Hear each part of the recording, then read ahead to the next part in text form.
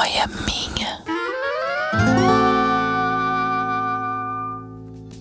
Mais uma noia minha! E aí, noiers, como é que vocês estão? Vocês estão bem? Vocês estão com medo? O que aflige? O que pega aí pra vocês? Vocês já sabem, né? Tenho medo de escuro. Mó chato. Mó barra que eu passo. E tô aí, né, na terapia. Foi com o Sidney, 22 anos. Agora tô com o Luiz, há quase 1. Pra mim é um medo infantil, né? Eu fiquei pensando assim, será que todo medo é infantil? É alguma coisa da infância que a gente não conseguiu resolver? Um trauminha que acompanhou. Tem como resolver ou a gente vai sempre ter medo? E quem tem vergonha dos medos que tem? Tem medos que são mais nobres da gente ter? Tem medo que a gente já teve muito, mas de repente falou, passou, meio que resolvi isso. Meu medo de barata voadora nunca passou. Eu já falei comigo mesma, ei gata, enfrenta. Quem é minha guerreira? Você é minha guerreira. Aí fui lá, matei, mas toda vez que eu vejo uma, eu prefiro deixar o apartamento pra ela. Falar, mora aqui, traz sua família. Acho que você vai ficar melhor, acho que a decoração toda, o rolê todo combina mais com você. E é isso, não se resolve. E a gente vai falar sobre os medos dos adultos, os medos da criança que virou adulta. Virou mesmo? Às vezes não virou também, eu não acho. Eu acho que eu performo adulta, mas continuo. Acho que agora eu devo estar com uns 16. Eu acho que eu cheguei com 16. Por muito tempo eu fiquei com 9. Agora eu tô com 16. Então vamos conversar, que gostoso. Tô falando bem calma pra ninguém ficar com medo aí do outro lado, tá? Tô com 2 convidadas.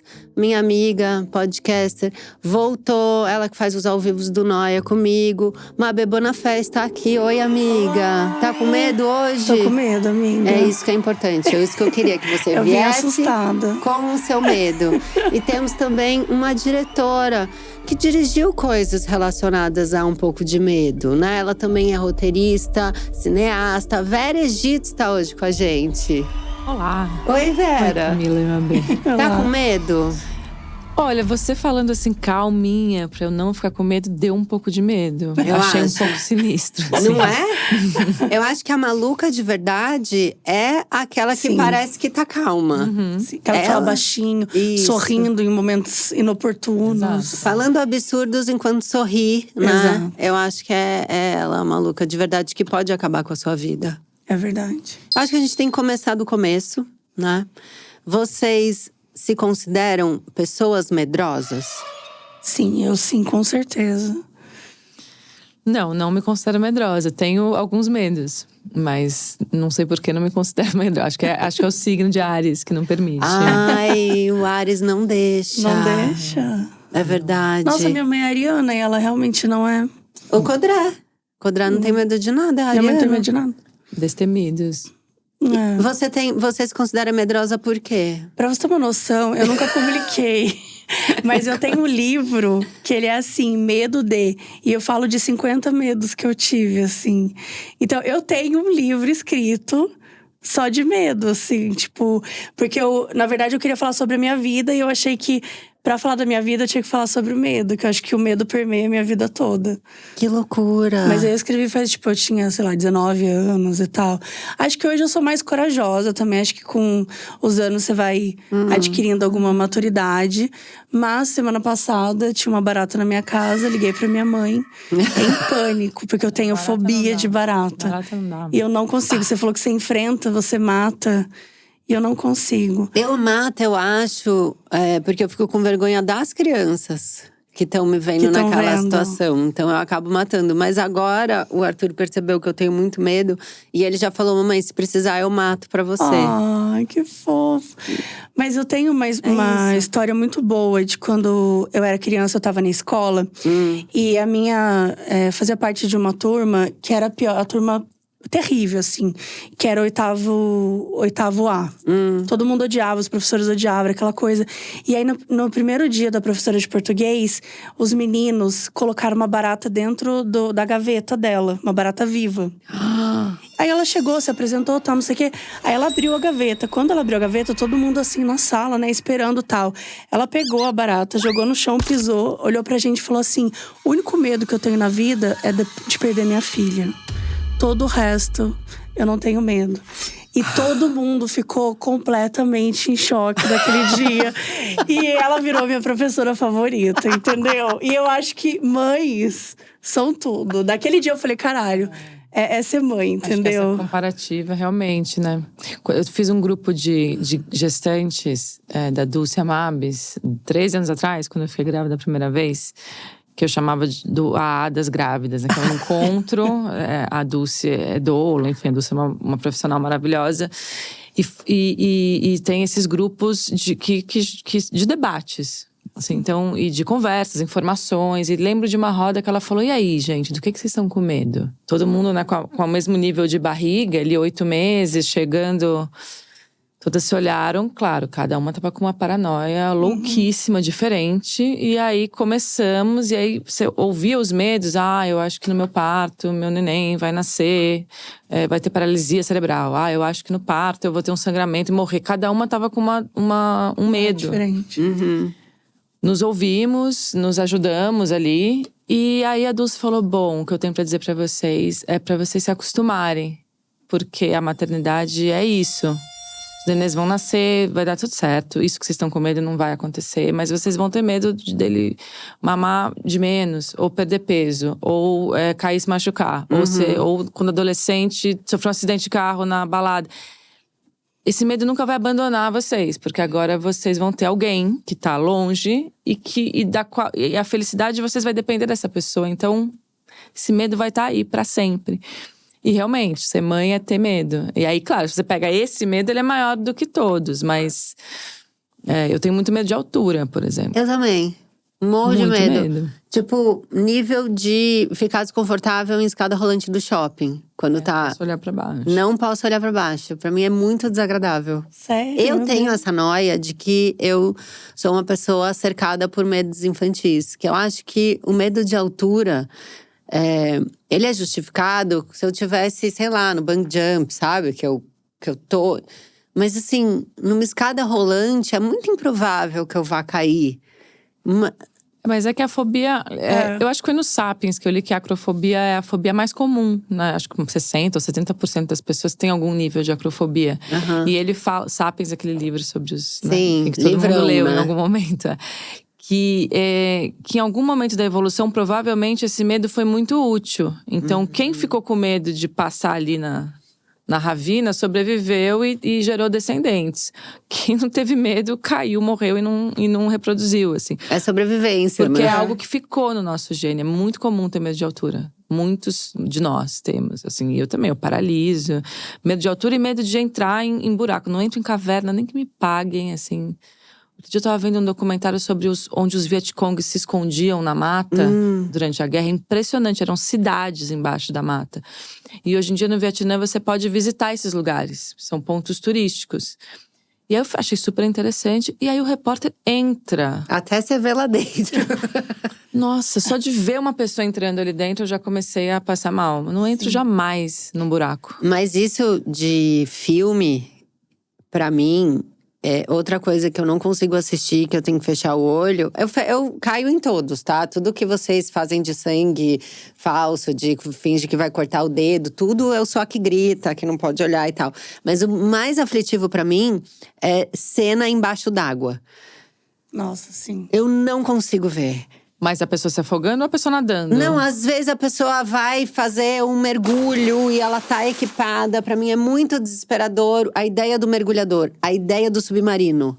Submarino é tenso. Mas aí eu acho que é a claustrofobia pra mim. Não, tudo embaixo d'água é muito difícil. Ou filme do surfista, que em algum momento ele vai tomar o caldo e tem aquele take que ele… Eu fico com falta de ar. Assim, eu caio em todos os medos do cinema. Mas eu acredito muito no que você fala, de que o medo tá muito ligado a coisas infantis. Eu acho que os meus medos, eu sinto que estão muito… O medo de barata, pra mim, medo de bicho, eu sinto que é um medo meio infantil, assim. Eu tenho muito medo da morte da minha mãe. Eu acho que esse é um medo bem infantil. Eu lembro de ser criança e morrer. Eu lembro, assim, porque eu falo muito sobre medo na terapia, né? É um assunto que eu mais falo, assim, realmente permeia a minha vida. Eu lembro de falar… quando eu era novinha, eu falava pra minha mãe… Mãe… E assim, desde nova, minha mãe assim… Marina… eu tô com esse caderninho aqui. Quando eu morrer, ele tem as senhas de tudo, ele Igual tem as minha mãe. explicações de tudo. Meu Eu falo, mãe, A minha mãe é para de falar exatamente isso, assim. eu não quero que você morra. E eu ficava puta com ela, ela falava, Marina, mas eu vou morrer um dia. A minha mãe tem uma E ela tem pasta desde na que eu tenho casa 8 dela. anos. Igualzinho, a minha mãe Ela tem tem uma todas as informações. pasta na casa dela pra quando eu morrer, eu tenho que ir naquela. Pra quando ela morrer, eu tenho que ir naquela pasta. Olha o ato falho, que engraçado, pra quando eu morrer, porque quando a mãe morre, a gente morre em alguma parte, né? É verdade. Isso que é muito doido. Mas a minha mãe é a mesma coisa. E eu ficava puta com ela. E hoje eu já lido melhor. Mas quando eu era criança, eu lembro nitidamente, assim, de ter épocas que eu ficava assim, mãe, mas e se você morrer? Tipo, o que vai acontecer comigo? Porque eu sou filha de mãe solo, então era eu e ela, né? Uma época era eu, ela e minha avó. Então, era muito essa sensação de, tipo, ela é… né, a minha vida, tudo que, tipo, se ela morrer, o que acontece comigo? Sim, pra onde né? eu vou? Pra onde eu vou? Então, eu acho que era uma coisa que eu sentia muito. Hoje eu sinto menos, mas é uma coisa que é forte ainda. E eu acho que é um medo muito infantil, né? Você falou, eu lembrei da vez que eu expliquei pro Arthur o que era madrinha. Porque ele escutava, a tia Leca é sua madrinha, o tio João é seu padrinho. Aí ele falou, mas o que é ter uma madrinha? Pra que serve a madrinha? E não é legal a explicação, né? Não é. Eu falei, não, é que se acontecer alguma coisa com a mamãe, com o papai, ela é responsável por cuidar de você. É meio um combinado, assim, de que… Aí ele olhou e falou assim, ela vai virar minha mãe? É muito esquisito. Difícil, complexo. Falei, não, mas aí o que vai acontecer com você? Aí eu tive que, né, não sei se a mamãe de repente tiver que viajar há muito tempo. E de repente a tia Leca vem aqui e ajuda. Aí ele parou assim e falou, é se você morrer, né? Você tá querendo me enganar. Você tentando enganar. Que é horrível essa situação. E daí é muito doido, né? Porque o Arthur, ele teve a constatação da morte, que a gente tava falando antes de gravar, que é o nosso medo mesmo real, né? O único grande medo mesmo. Pelos bichos da casa. Tá. Porque aí ele… né, a gente perdeu um bichinho, o Romeu, que era um gatinho, que enfim, tava com 20 anos já. E aí ele falou, mãe, não quero. E aí ele… mas isso vai acontecer com o Bibi, isso vai acontecer com o Caíto, isso vai acontecer com o Max. Ai…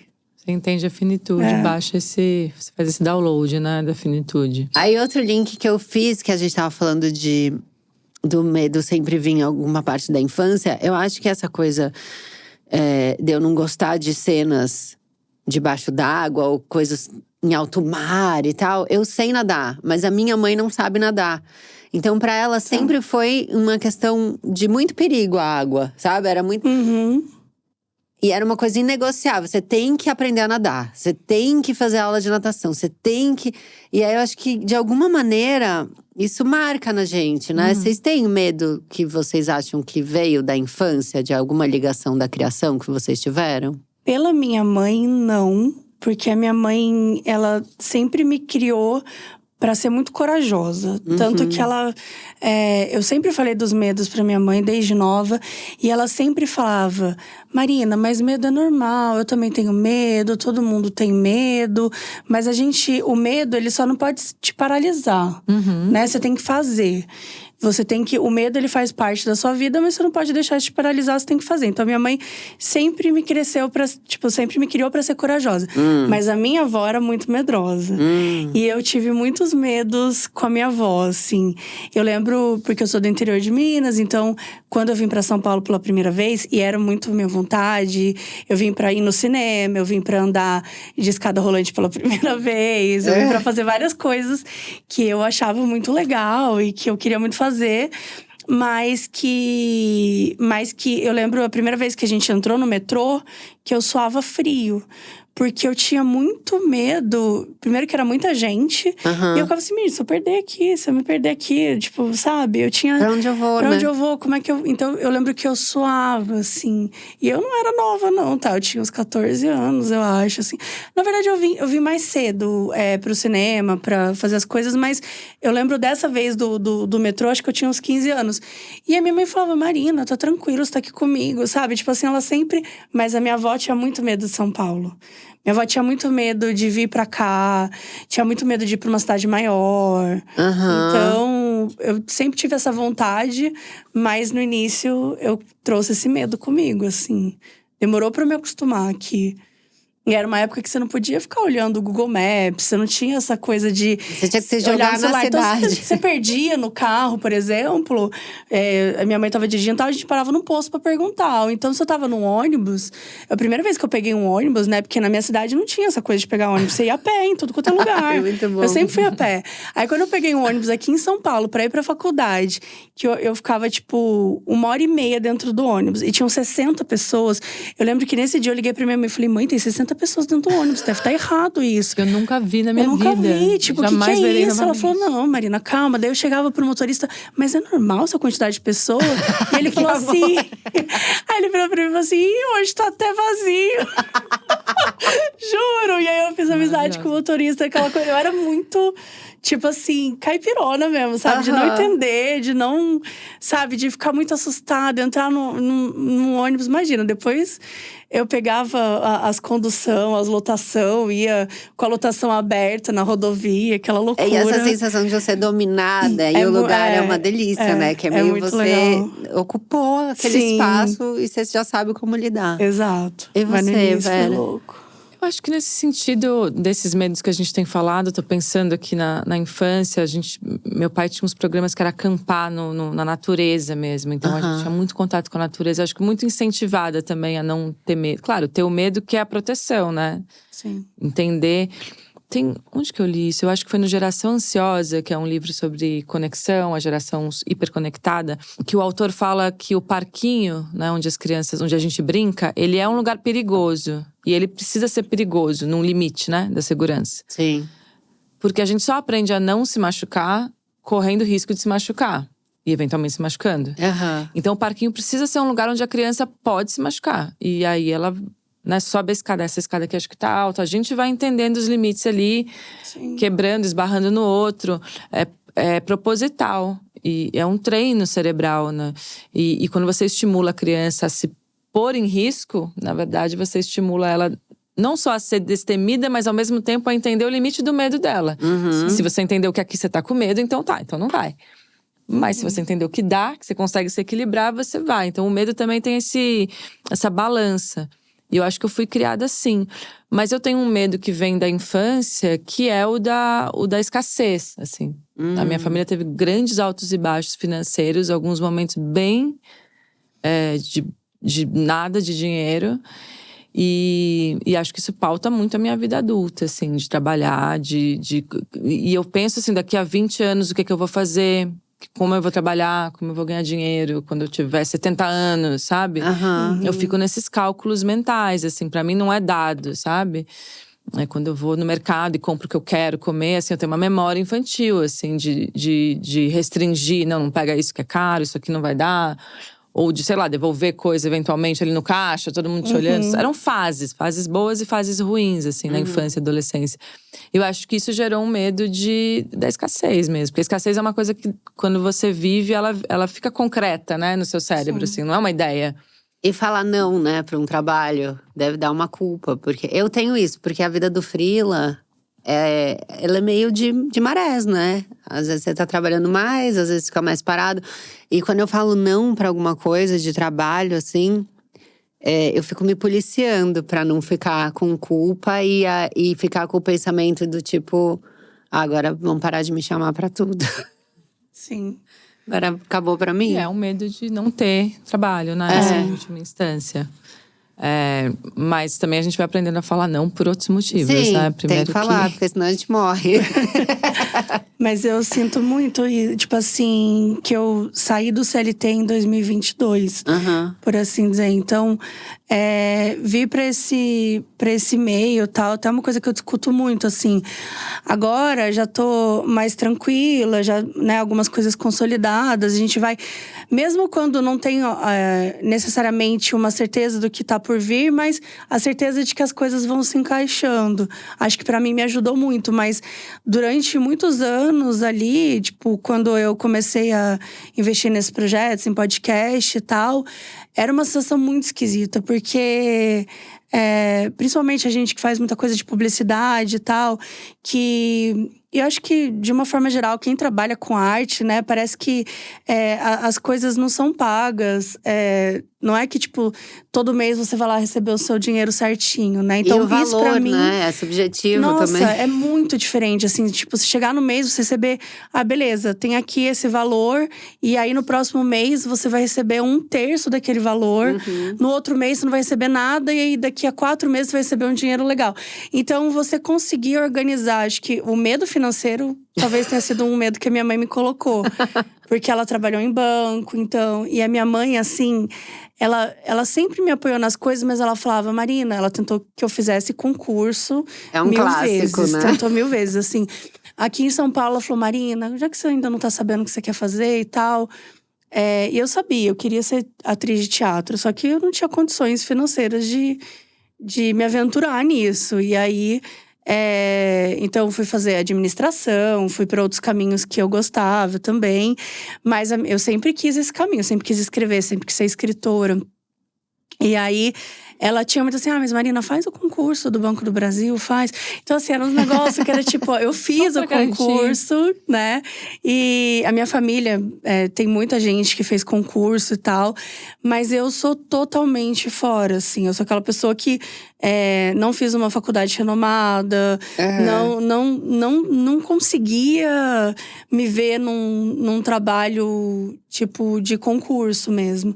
E foi difícil pra eu me ver aí. E depois, difícil pra eu entender… Tá, como é que eu vou organizar a minha vida financeiramente? Então, acho que esse medo financeiro, ele acompanha muito a gente. Se a gente não tiver um olhar, né? Sim. A gente dá uma pirada. Na verdade é um medo que faz parte, acho que 99% da população mundial tem esse medo, né? Só quem é herdeiro, muito herdeiro, que não tem não passa pela cabeça que o dinheiro acaba, né? E que você precisa fazer ele acontecer na sua vida. Sim. Mas também não deixa de ser um estímulo, né? Assim, pra se orientar, pra se disciplinar no trabalho. Uhum. Eu acho. Mas acho que para as nossas mães, que vêm de geração onde trabalhar eram, né, ali…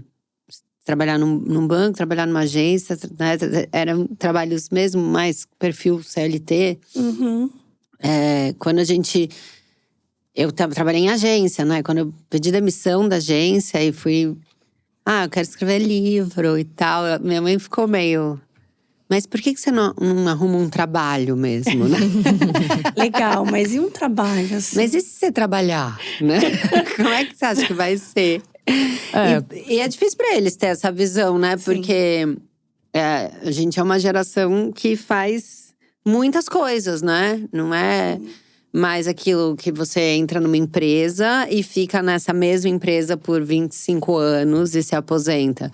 Eu uma hora tô fazendo livro, aí uma outra hora eu tô fazendo roteiro pra reality, aí depois eu tô em podcast, aí, né? Sim. Então acho que se eu for pensar no medo da minha mãe, era meio esse medo do novo, né? Da mudança, porque é um mundo que não existia pra ela. Sim. Né? Era mais fechadinho, né? Não tinha essa… Primeiro que acho que a gente é uma geração que viveu muito essa transformação da tecnologia, né? Sim, de vir na internet, de ver essa mudança. Então é isso. Existem trabalhos hoje, tem até aquele corte maravilhoso da Cissa Guimarães. Eu amo esse corte. Não sei se você já viu esse corte, mas eu não me lembro agora quem que tava falando. Mas, era alguma pesquisadora. Era uma pesquisadora que tava falando: o meu filho vai ter um trabalho que ainda não existe. Eu acho que eu já vi. Daí isso. ela perguntou qual o trabalho. Ele, não sei, ainda não existe.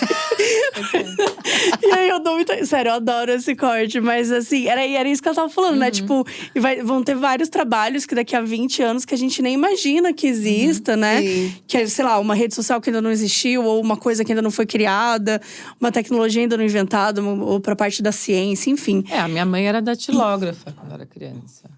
Que é uma profissão que não existe mais. Eu fiz curso de datilografia, gente.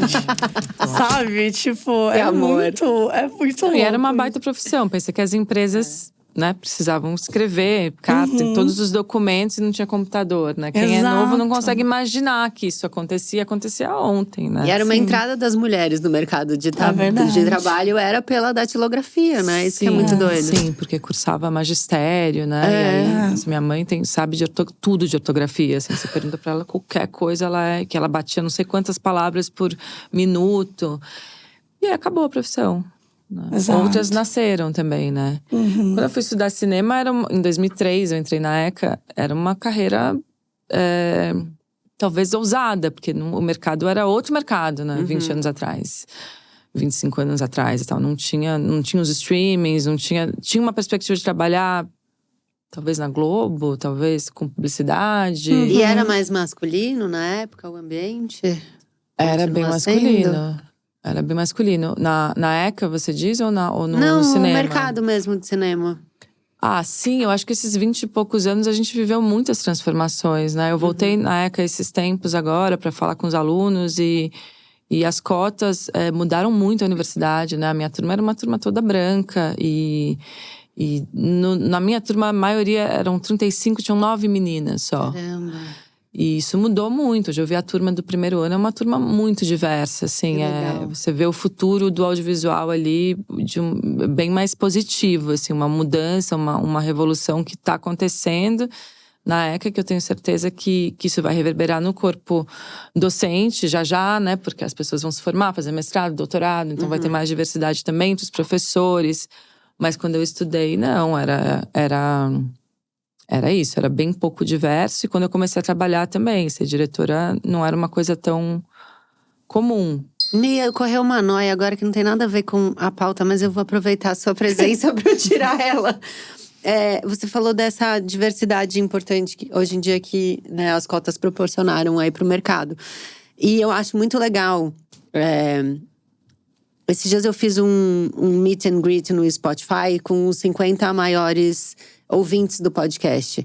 E o que me agradou muito era ver a diversidade dos ouvintes lá. E uma das meninas que era um bate-papo, né? Então eles também conversavam comigo, mencionou muito isso, que ela gostava muito do programa porque ela vinha de uma outra realidade muito diferente da minha, enfim, e que eu trazia convidados que tinham essa diversidade que ela conseguia se enxergar. Que é muito o que a gente fala também de protagonistas que vêm, né, tem outra realidade e outras histórias e outros recortes, onde todo mundo consegue se enxergar em algum lugar. Mas agora eu escuto muito também essas pesquisas de algoritmo, ditando o que as pessoas querem assistir e tal. Você acha que isso pode evitar com que essa diversidade consiga, de fato, trazer as histórias, as realidades delas? Você acha que o algoritmo ele pode ditar, mais ou menos, o que ele supostamente acha que a gente tá afim de assistir? Que isso, de alguma maneira, pode ser prejudicial? Sim, eu não entendo nada de algoritmo, eu acho. Mas assim, pra falar alguma coisa com propriedade, mas o que eu sinto no meu trabalho, pelo menos no meu trabalho comercial, né? Por exemplo, Tremembé, o piloto passa por testes. Então, a montagem primeira do piloto vai para uma empresa de testes, de pesquisa, para entender a recepção sobre aquela primeira montagem. E aí a entrega é uma pesquisa super vasta, detalhada sobre essa primeira montagem. E aí o segundo corte, ele é baseado nesse estudo, assim, do que foi bem, entendi. do que não foi tão bem.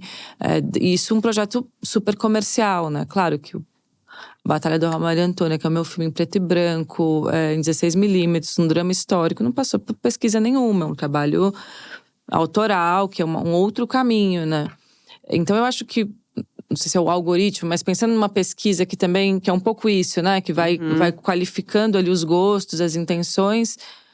Eu acho que isso tem a ver com o capitalismo, né? Você tem que comprar, e aí a empresa quer que você quer descobrir o que você quer comprar, ou quer te convencer de que é aquilo que você quer comprar. E quando a gente vai pra arte ou pro audiovisual, é um misto dessas duas coisas, né? Uma série como Tremembé não deixa de ser um produto. Sim. E aí é preciso captar esse senso, assim, do que se deseja, misturado com alguma ousadia também. Porque eu acho que você não pode só entregar o que o algoritmo diz que o público quer. Porque estaria subestimando o próprio público, né, às vezes. E porque a gente quer ser surpreendido também, né? Total. Eu quero receber o que eu quero de um jeito que eu não imaginei. Eu quero me surpreender dentro do meu desejo. E aí, acho que também foi um gol nesse sentido. Nossa, foi super.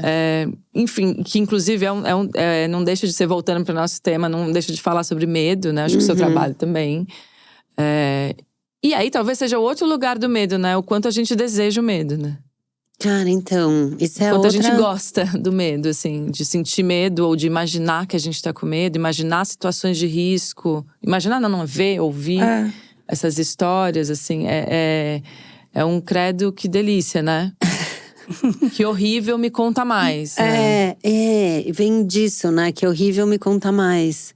Eu acho que, pra mim, assim, por exemplo, eu gosto muito de terror, né? Você falou que você não curte muito essa coisa de… Eu não curto porque, de fato, né? eu tô lá dentro, sabe? Eu tô apavorada. Eu amo filme de terror, eu amo… o universo de terror de uma forma geral, o cinema, tudo, ler livros principalmente. E eu acho que tem um pouco a ver com, né, o fato de sentir medo, mas também da gente…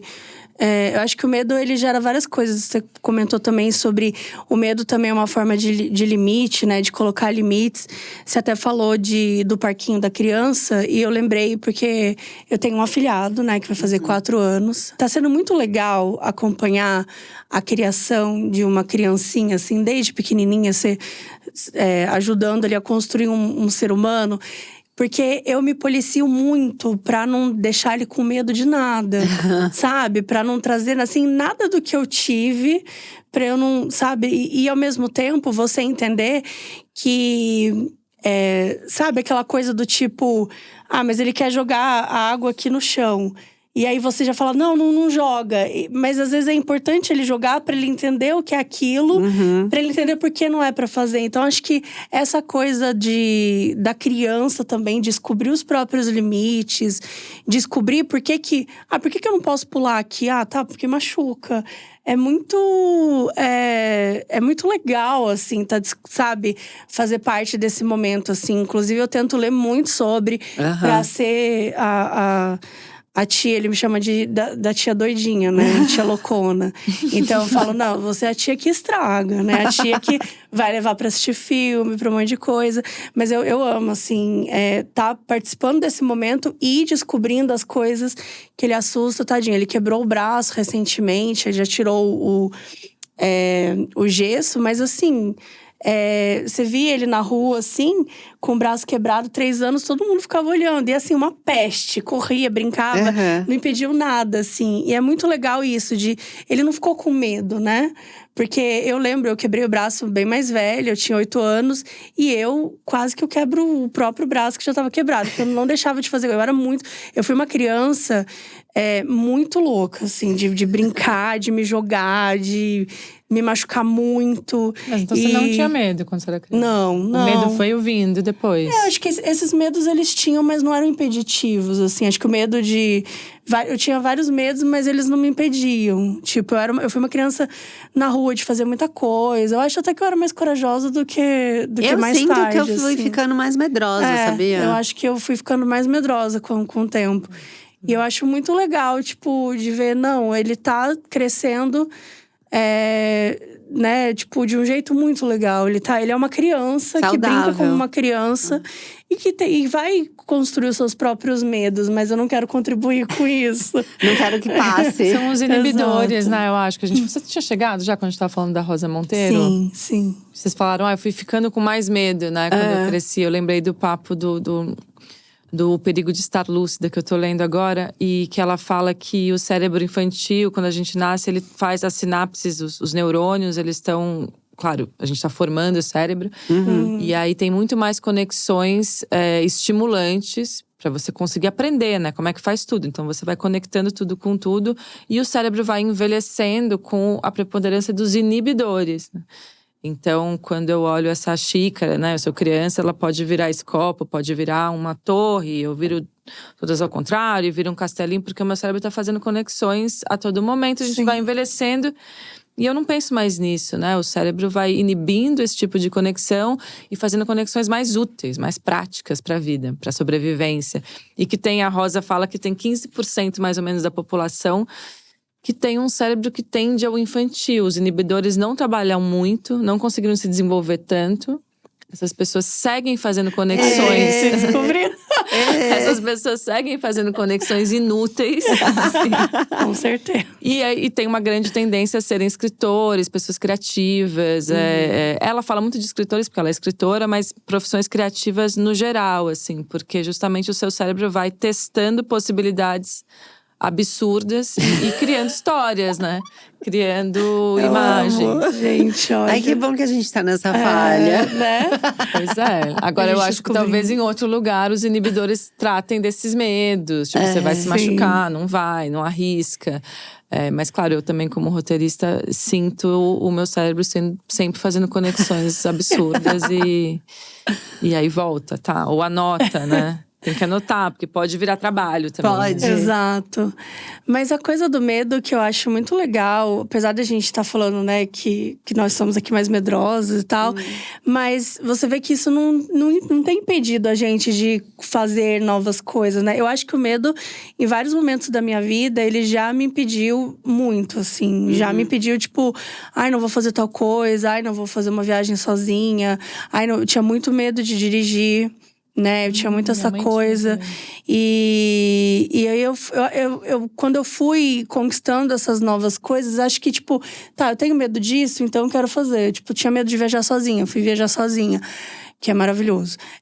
Tinha medo de dirigir, tá, comecei a dirigir. Então, eu acho que, de certa forma, por isso que eu falo que eu escrevi o livro lá, que o medo me permeia. Porque eu acho que até as decisões que eu tomava, do tipo, isso eu quero aprender, é porque o medo antes queria me barrar. Sim. E eu falava, não, você não vai barrar, não. Às vezes ele barra. Mas tem muitas coisas que eu falo, você não vai barrar, mas não. Mas tem as coisas que também não precisa vencer, né? Por exemplo, montanha-russa. Eu não vou nem que me pague. Gente, você acredita que eu vou em tudo? Eu também vou. Eu vou na de ponta cabeça. Mas é muito doido, que você tem medo de altura e… Eu vou na montanha-russa. Eu acho que aquela coisa de estar presa… Eu confio. O meu medo da altura, ele é tão sem explicação, que é assim, eu tô no shopping e tem aquela coisinha de vidro. É alguém vir e me empurrar. Sabe?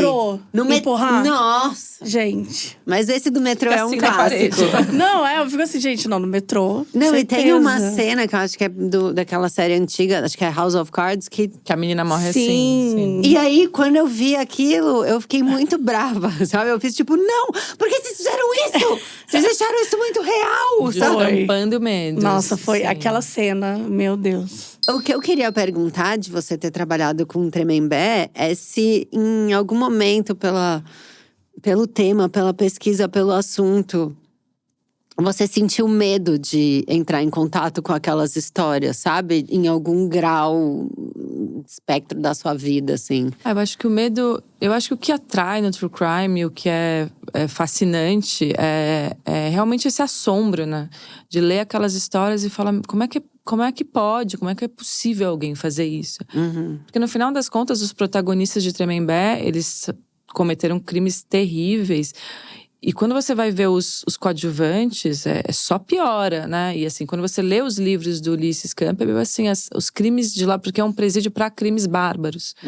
Contra a pessoa, sempre são crimes contra a vida, crime de colarinho branco e crimes praticados por policiais ou parentes de policiais. Então, todos os condenados que num presídio onde a maioria dos presos é de facção, essas pessoas seriam… provavelmente agredidas ou mortas. Então existe o seguro, que é esse presídio onde ficam os jurados de morte, ou enfim, as pessoas que o Estado precisa tutelar nesse sentido. Então é só crime bárbaro. Então passar 2 anos e meio, quase 3, escrevendo esses roteiros e pesquisando. Eu acho que tem esse assombro, essa tristeza também. Assim, acho que eu não sei se o medo é a palavra. Eu acho que é um choque, né? Acho que é choque, da humanidade passar por aí, né? Tanto que uma das questões sobre a humanização dos criminosos, eu falo, gente, não tem nada mais humano do que cometer esses atos horrendos. Os animais não fazem isso. Eles não são cruéis, não torturam, não…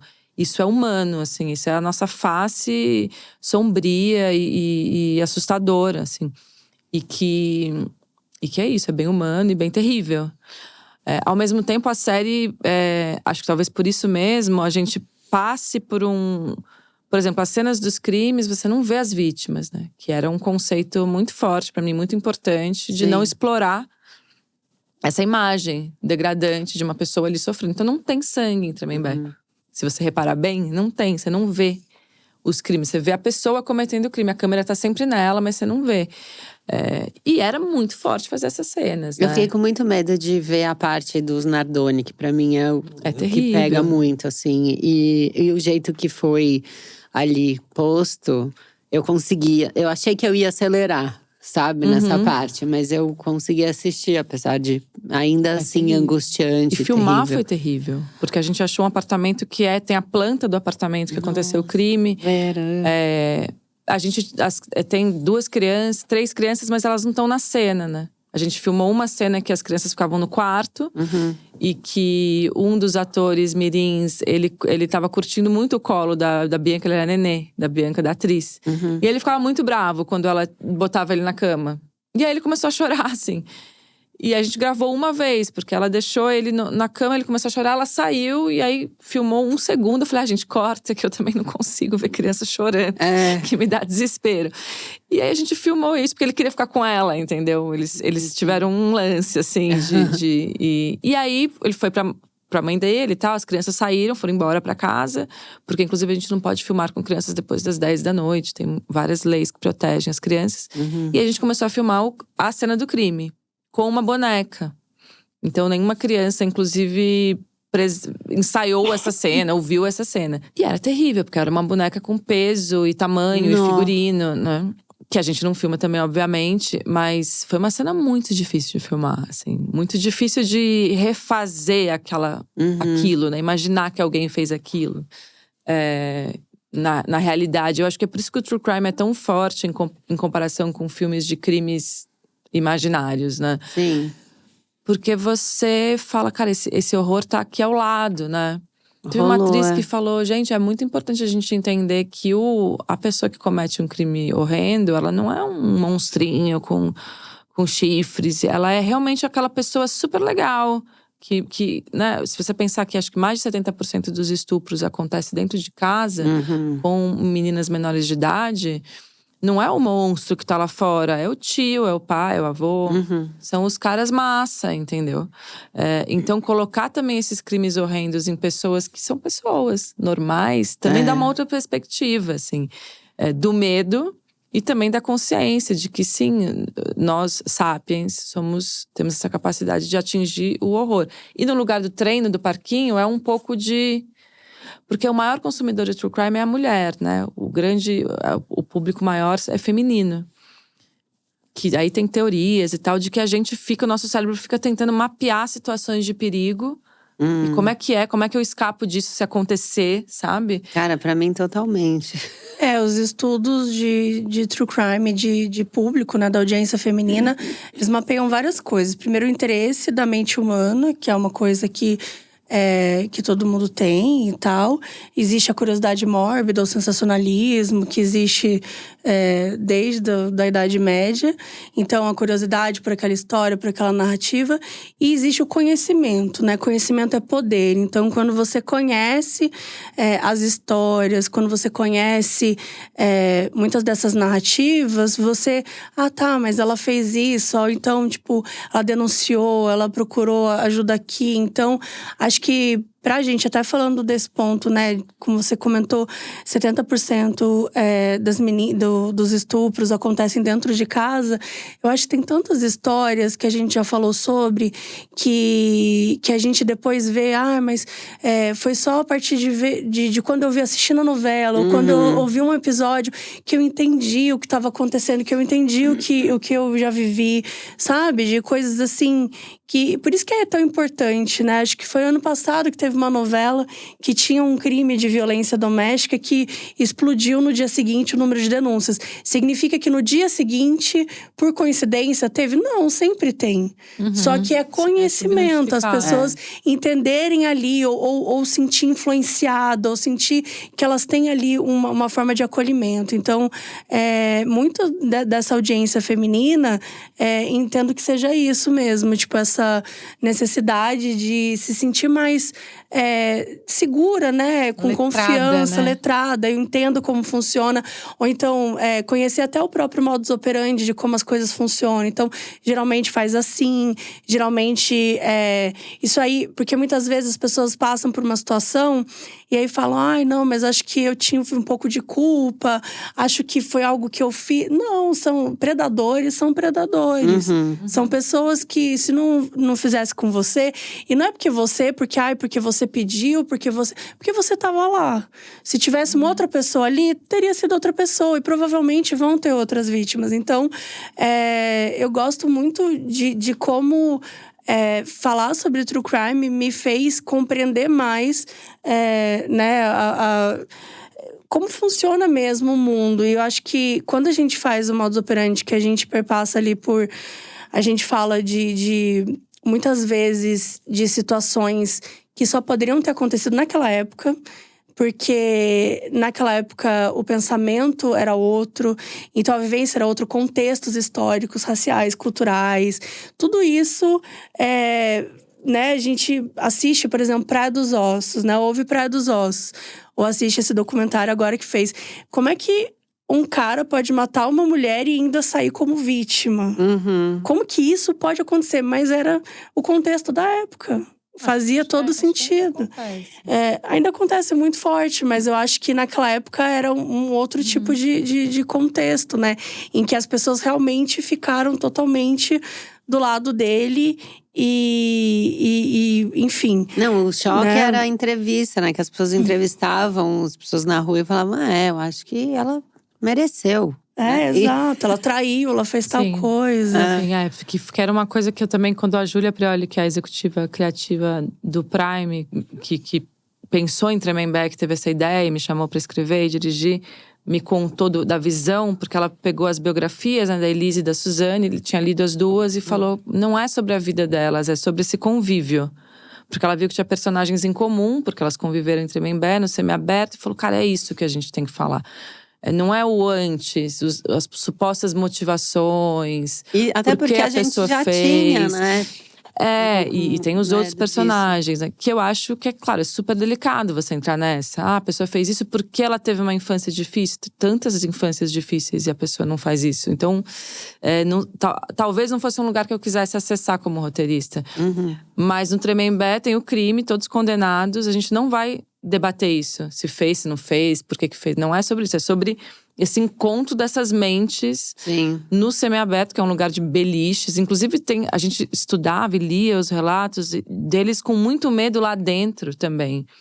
Os próprios condenados. Porque você imagina, você tá dormindo numa beliche e tem o assassino, o estuprador em cima. Todo mundo dormindo junto, né?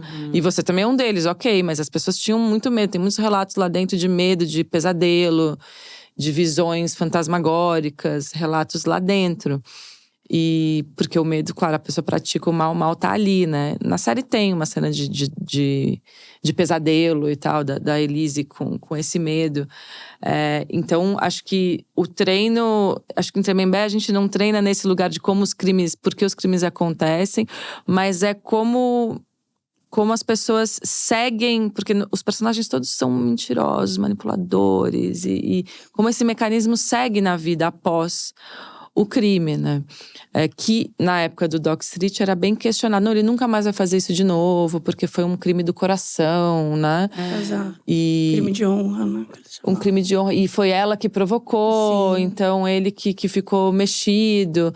Então é um tipo de coisa que quando a gente trata de crime, que você sabe, é perigoso passar por essa justificativa, porque não é isso, não foi nada que você, vítima, fez, ou que essa pessoa é assim. Assim, a culpa é dela, assim. É muito legal isso que você falou mesmo, de não ter um único motivo, porque a criminologia fala muito sobre isso, assim. Você não pode falar, até como hoje tem muitos estudos que você não pode falar, por exemplo, fulano se matou porque aconteceu tal coisa. Não, existe uma série de fatores que levam a pessoa a cometer isso, e são fatores de várias frentes. Então não existe, tipo, ela teve uma infância difícil e por causa disso ela fez tal coisa. Ela foi maltratada por alguém, por causa disso ela tomou decisão, né? Como você falou, tem gente que tem…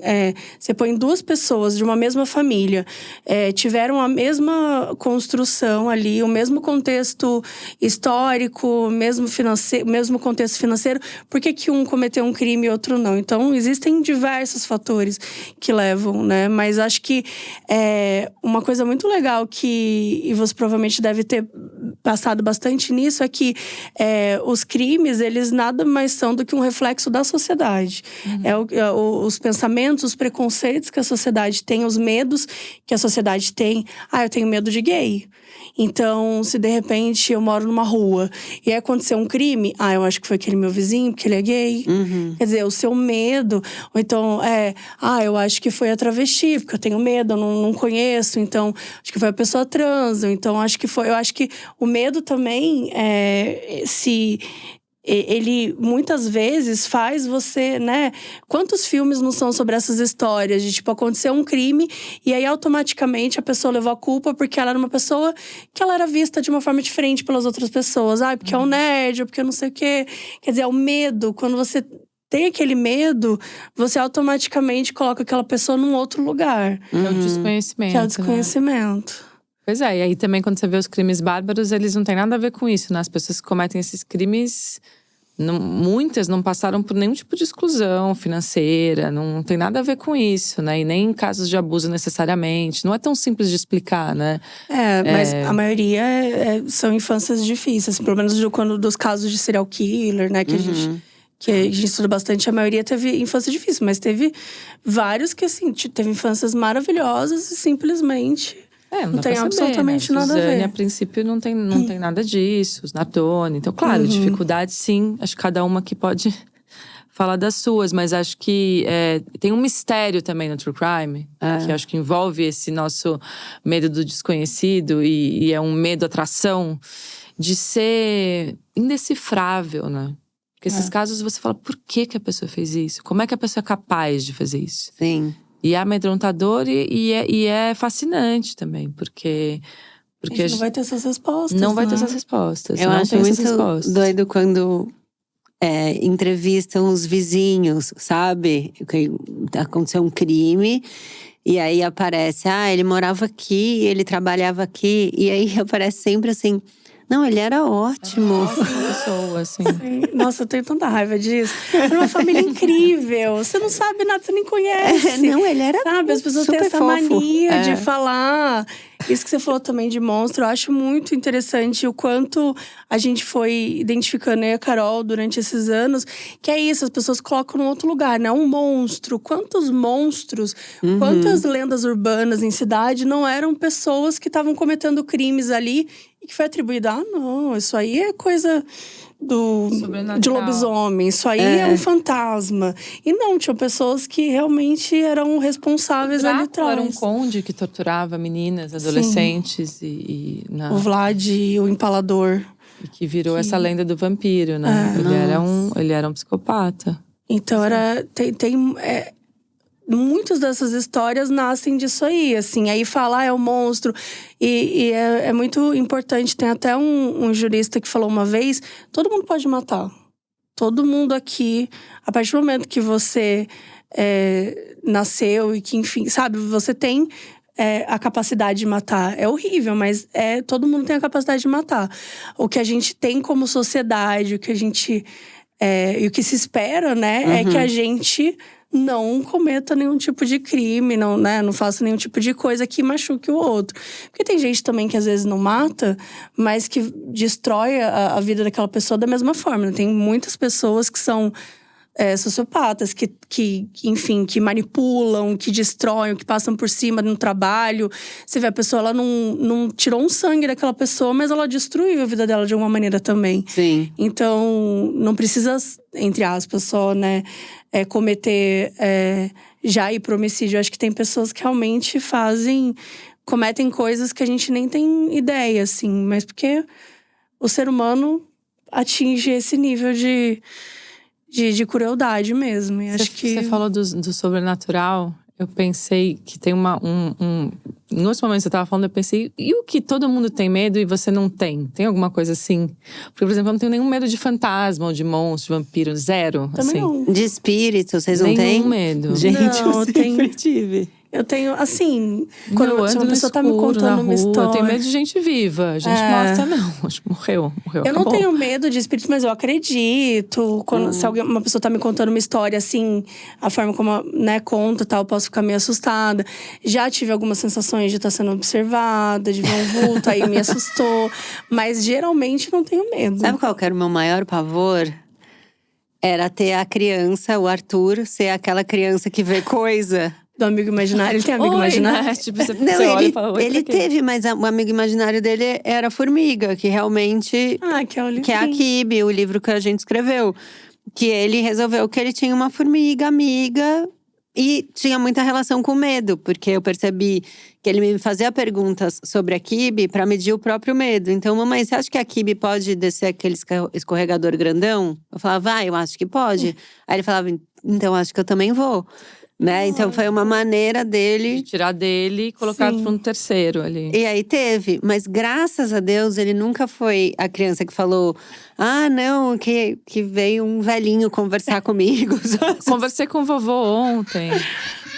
Cara, eu sempre tive pavor disso. Eu deixar o apartamento pra Barata e pro Arthur e ir embora. Não, ia deixar pra Barata e pro vovô. Pro Gasparzinho. Não tenho nenhum medo de espírito, engraçado, assim.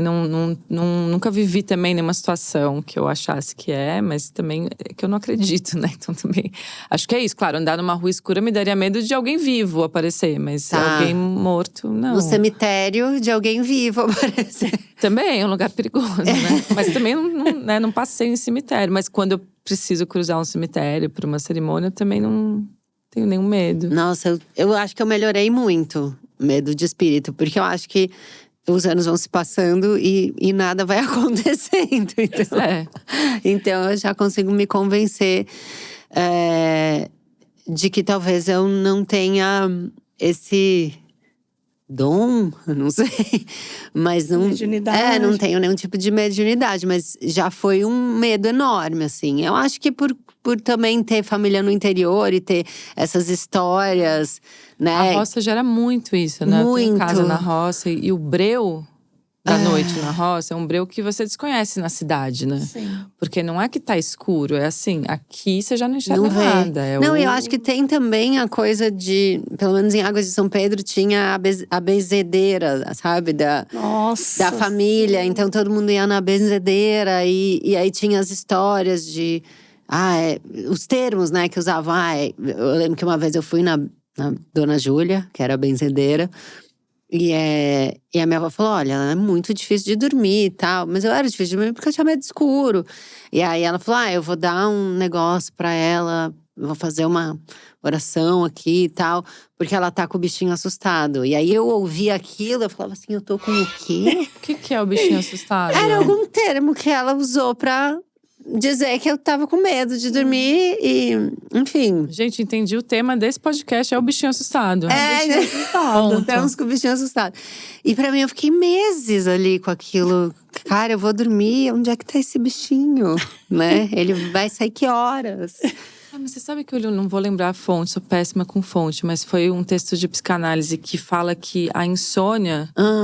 é um medo de se conectar com a sua própria profundidade, de fato. Olha… Assim, porque dormir é acessar o inconsciente, né? Acessar o id, e ali ele tá livre, né? E aí você consegue acessar desejos, medos de uma maneira muito profunda.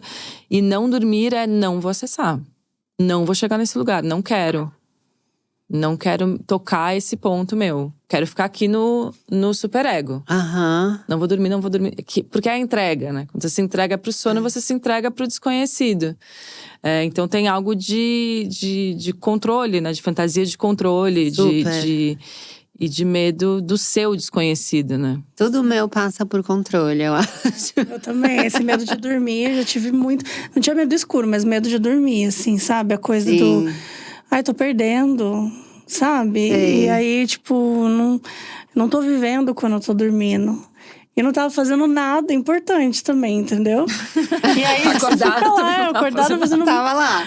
nenhuma. Então era uma coisa que eu demorei muito, tive insônia há muitos anos. Nossa, eu sou dorminhoca, eu faço assim, ó. Eu não tenho também. Eu tenho, se eu tô sozinha, assim, na minha casa eu já me sinto segura. Talvez por isso que eu tenha me cercado de apenas 6 pets. Qualquer movimento, eles ou qualquer barulho. Foi a Pamela, foi a Patolina, né?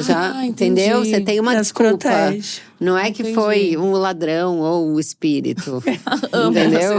O espectro de pode preocupações. Ser qualquer coisa. O ladrão pode ser um fantasma. Pode ser. Foi algum pet. Mas se eu vou pra um hotel sozinha, eu já tenho mais isso, sabe? Medos assim. E se morrer alguém nesse quarto, ainda tá aqui? Ou… juro, terrível. Se alguém tentar entrar no E se alguém tentar Isso entrar? eu também, mas eu tranco a porta do… Eu não deixo só… Quando bate, né? Teoricamente, tranco Não, automático. daí- Eu sempre tranco. Super. Vera, Mas o isso tranco somos põe a mulheres, cadeira. Põe né? cadeira, exato, põe um monte de coisa. Mas isso porque somos Tudo. mulheres. E a primeira coisa que você imagina, cara, qualquer cara pode entrar aqui Sim. de madrugada. Dá pra unir esses dois. E a gente tava dormindo esses dias, eu e Thaís, e a gente foi viajar pra fazer o Noé ao vivo. E, cara, teve uma situação num hotel que foi muito absurdo. Depois eu, mesmo dormindo com a Thaís, eu não conseguia dormir. Porque a gente fez o Noé ao vivo, eu cheguei exausta, eu desmaio, assim. Eu chego umas 11 no quarto, como alguma coisa e apago. Quando deu 2:30 da manhã, a porta do quarto abriu. Nossa. Eu falei, quem é? E um homem falou, desculpa. E fechou a porta. Eu, tá? Sabe? Você ouviu isso? Ela falou, o que foi? Eu falei, eu não sei, eu vou ligar na recepção. E aí eu liguei na recepção do hotel. Chamava, nada. Aí eu liguei de novo, chamava, atendeu. Um cara, eu falei, moço, olha só, acabaram de abrir a porta do meu quarto. Ele falou, desculpa, fui eu. Eu falei, por quê? Ele falou, porque uma hóspede perdeu a chave e ela disse… Eu fui abrir pra ela e ela disse que ela estava no seu quarto. Só que ela confundiu o número, ela trocou. Não era, sei lá, 272, era 227, sabe? Uma coisa assim. E desculpa, eu abri a porta. Cara, ele acabou com a minha noite. Porque aí eu fiquei… Qualquer pessoa pode abrir a porta pode do hotel, abrir a sim, porta mas você tem que desse… trancar, botar uns negócios. E eu não ajudei porque eu estava medicada, porque eu não consigo dormir. A sem Thaís remédio. toma remédio, então ela não acordava. E eu acordei ela pra ela entender a gravidade da situação. Mas já aconteceu comigo, de abrirem a porta Cara, de madrugada. Porque estava, né, dopadinha, assim. Pra mim foi terrível aquilo. Então, Terrível. essa situação agora renovou pra mim mais uns 7 anos de medo Ou mais de um hotel. medo. É o famoso novo medo desbloqueado, que agora todo Novo mundo vai ter medo. medo aqui. Novo medo, desculpa, gente. Era um episódio pra gente tentar resolver os medos. E eu trouxe um novo aí pra Já aconteceu você. 2 vezes comigo. Uma foi 2 da manhã. Teve uma vez que ficou tentando abrir, que eu fiquei pensando… Em a hotel pessoa- ou na sua casa? Hotel. Eu falei, espero que a pessoa tenha errado. Ela não conseguiu abrir. Sim. Mas assim, espero que ela tenha errado só o quarto. Só que era um quarto que ficava na rua, assim. Um hotel que ficava na rua, né? Então, poderia ser qualquer pessoa passando ou uma pessoa que, né… Então eu fiquei um pouco nervosa. Porque eu queria viver aquela experiência do motel nos Estados Unidos, sabe? Então era Você isso. foi buscar então, Do Psicose, aquele motel do Psicose. Não era pra ser, não era Tem pra ser um uma casarão experiência. atrás. Eu acho que o Dá pra pessoal ter do uma hotel experiência. sabia e te deu a experiência Falou assim, completa. ó, vamos dar uma experiência pra aquela menina ali. Então, eu imagino que, sabe, alguém bêbado chegou tal e errou a porta. Assim, é a história que eu contei pra mim, pra eu ficar tranquila. Eu amo essas Mas também não histórias que a dormi. gente conta pra gente. As nossas mentirinhas. E teve uma vez que eu fui abrir a porta pra eu poder fazer o check-in e tinha um cara lá dentro. Do seu E aí, quarto. do meu quarto, e aí, tipo, meio que erraram e tal. Só que eu falei, gente, como que a pessoa dá uma chave? Né? pro No quarto caso, que eu que tava invadindo. Mas assim, se eu fosse a pessoa… Aí eu fiquei pensando, meu Deus, e agora? Como é que eu vou acreditar que ninguém vai entrar no meu quarto a qualquer Não, momento? acabou, entra. Aí vira uma noia. Mas já tinha esquecido, agora… Eu lembrei, né? Que legal. Desculpa. Sinto muito fazer isso com vocês. Gente, obrigada. Eu amei conversar com vocês. Acabou. Já acabou. Já acabou. Mas eu acho que… Tô mais corajosa, será? Tô pensando aqui. Ou tá pior. Eu acho que, no geral, eu tô bem. E só essa questão do hotel que eu acho que eu vou ter que resolver mais um pouco, talvez todas nós. Mas de resto eu tô bem. Vocês estão bem? Deu tudo certo? Tudo bem. Tô bem. Eu acho que Tô eu não bem. estampei novos medos, eu acho. Acho que Não. eu fiquei com os que eu já tinha. Tá, você tá com os seus. Conservou a sua Medo de listinha de altura, medos. entrar em buraco, não vou entrar. Tá. E tá bem resolvido E são bons isso. bem, medos, tô né? bem. Bons Não. medos pra deixar ali. São medos legais de Pra conviver, quê? eu Né? Eu acho. sempre penso, gente, pra que se subir nesse negócio? Montanha-russa não tem necessidade nenhuma. Aqui no chão tá bom. Eu amo quem fala, meu Deus, você tá pagando pra ter Pra medo. sofrer, Pra não, sofrer. não. A montanha-russa eu vou, vai entender, né? Gente, vocês querem deixar os arrobas, projetos que puder divulgar, este é o momento. Bom, tô com a Tremembé, a série que eu escrevi e dirigi, que tá no Prime. Tenho longas metragens também, que estão disponíveis. A Batalha do Romário Antônio, Amores Urbanos. Enfim, acho que… Arroba, não sei, tem o meu, mas acho que não… Não cabe. Apesar que é um Instagram de trabalho também. Então Arroba é legal. Verejito. Sim, eu coloco só coisas relacionadas a essas as séries, aos roteiros, aos filmes. Tá. Não participo muito… Falando, assim, não tem Não, essa mas tem seu desenvoltura que vocês trabalho. têm, sim, mas tem meu trabalho. Arroba Verejito, tá? Pra vocês seguirem. E o meu podcast Modus Operandi, com a Carol Moreira. A gente fala de crimes reais, o famoso true crime. E tem o Caso Bizarro, que é mais da zoeira, o sobrenatural. A gente traz umas histórias aí meio esquisitas. Um pouquinho de ET, que Um a pouquinho gente de gosta. ET, um pouquinho de lobisomem, Busque entendeu? conhecimento. Busque conhecimento. Como diz o ET Bilu. Isso. Exatamente, que é o Caso Bizarro. E é isso. E uma underline B, né, no Instagram. Viu? Pra quem ainda não segue, eu sei que você já segue. Tá bom, gente. Obrigada. Ó, pra quem ficou aqui até agora, vai lá no @noiaminha contar qual foi seu medo. Algum que você resolveu, algum que você quer passar pra gente. A gente tá aí, sempre pronto pra pegar um novo medo, tá bom? A gente trabalha com isso, hein? Manda pra gente. Não esquece de… Eu tenho que pedir, se eu detesto esse meu lado, mas não esquece de assinar o canal. Dá o like, se inscrever, tem tudo isso no Spotify, dá os 5 estrelas e seguir. E é isso, tá? Desculpa dar trabalho pra vocês, mas é que eu também tô trabalhando pra vocês, tá? É isso, é um acordo nosso. Tchau, até semana que vem. É Noia Minha é um show produzido e gravado na Zamundo Studio. Roteiro meu e da Mari Faria. Produção de Bruno Porto e Mari Faria. Ilustrações, Ale Calco. Trilha sonora por Zamundo Studio. Até o próximo episódio.